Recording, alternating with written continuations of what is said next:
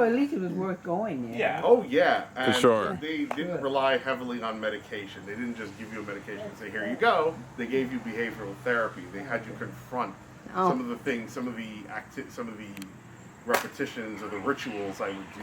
You know, I wouldn't, you know, I was enslaved by numbers. I wouldn't hold the subway pole with like more than 3 fingers. You know, I wouldn't, you know, do certain things. And they forced me to say, well, hold it with your whole hand.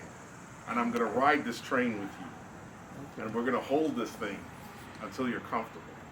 And the whole thing I learned about it was anxiety was my enemy. It wasn't just something wrong in my brain. It was, yeah, my brain wasn't producing enough serotonin, but anxiety, I came to understand my anxiety. And I came to understand when it was creeping in, when it was starting to take over. So, like I said, I don't, you know, I was very scared to do the documentary because I don't tell anyone at work. I don't tell any of my bosses because I don't think they'd understand. Yeah. And at work, OCD, you can put it down as a disability, but I don't do that. Because, Because people have certain stereotypes. yeah, and then it's going to be like an instant elimination. They'll just find an excuse. Oh, well, we found somebody else. When, you know, they're just like, oh, I'm not going to help this.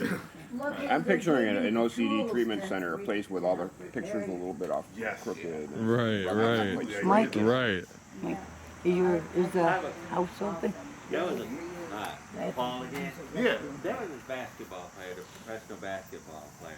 And That's I locked him out. didn't really know Huh? what his That's locked situation him was, out. but once they were getting ready to start the game, Linda. and he tied his Linda. feet, Turn around. and he Linda. had to keep Yeah. untying it and tying it back. Is that kind of sort of like? Well, what I learned was that some people can have obsessive compulsive tendencies, but that's not a disorder. It doesn't become a disorder until it disrupts your social, like your life, Okay. your living standard, your standard of living. Got it. When it interrupts your Day-to-day standard of living. living, yes, Exactly. then it becomes a disorder. That's the whole point of why they call it a disorder. Got it. Yeah. It's because it disrupts your standard of living.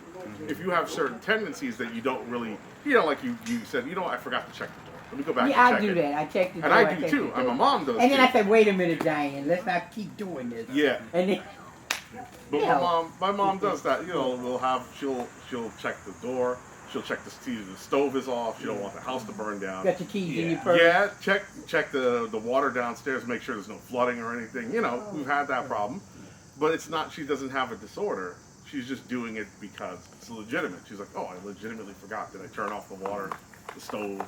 Let me just But make sure you they're can locked. create it if you allow yourself to continue to do Oh, it. if you continue Yeah, to do because it, if and I you keep can't- going back to the door, exactly, keep- and it yeah. interrupts the way you want to live. Like, let's say you're going to work and you're late for work just because Yeah, you were 'cause going you're back and checking the checking. door. Yeah, then it's a problem. Yeah. I remember I worried for a whole weekend. I was away and I thought I left my oven on and that my house would burn down. But nothing, it wasn't on when I got home.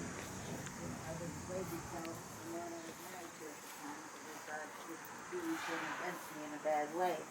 But I worried that whole weekend. I couldn't sleep. I couldn't barely eat. I was just, You were worried you were going to hear. I was worried that, first of all, I would have a terrible confrontation with my husband, and they would think I was just stupid or whatever. Luckily, we got home. The stove was cold. There was no Good. oven on. Well, that's wonderful. You know, and it is a relief. But you know, like it is tough. Like I think the biggest example I can give is like David Banner trying to control the Incredible Hulk with anxiety. If you remember the old '70s show with Lou Ferrigno, Oh, yeah. I remember. when that great actor Bill Bixby, when he played David Banner, when they hit him, when they pushed him too far, that's it. Bam. Yeah. Bam. Green. So, Yeah. you know, managing anxiety is kind of like that. It's trying to control the Incredible Hulk. And, you know, you really learn, like, how to take things in stride. You're And kind how of to take it, you know. trying to control a wild horse that's galloping all through your being. You know, Mm-hmm. Yeah. empowering you. It's like a wild stallion. Yeah. Yeah, and you talk so openly about it. Most people are not that open about their problems, and I think Yeah. to me that would create more of a problem for me. I'm kind of outspoken. Then. I'm hoping it reaches people who are also going through the same thing and they don't know what it is. Yeah. They shouldn't have to go through what I went through. And if I can help them, then that's a blessing in and of itself. Oh, I appreciate it. I understand. Mm-hmm. We appreciate you sharing with us. Yeah. Absolutely. It's good to share. Thank you for listening. Yeah. It is. It's good to share. Yeah. It's good to learn and feel with people Mm-hmm. and empathize with them, you know. Absolutely. It'd be great if they be shown on this movie you showed tonight on PBS or some Yeah. other Exactly. national. You know, We've got to shake PBS up A&E and or make something. them Yeah. do more with So what's your next disability project? things. he just taught us. Yes. Obsessive compulsive. Yes. I didn't hear those. That's all right. That's all right. Those in the process. I'm looking forward to that one. Oh, thank Yeah. you. Oh yeah, I'm looking forward to it too. When this whole pandemic is starting to ease up, we're getting back into the swing of production. That's right. Right. Mm-hmm. All right. Well, thank you all for coming out here.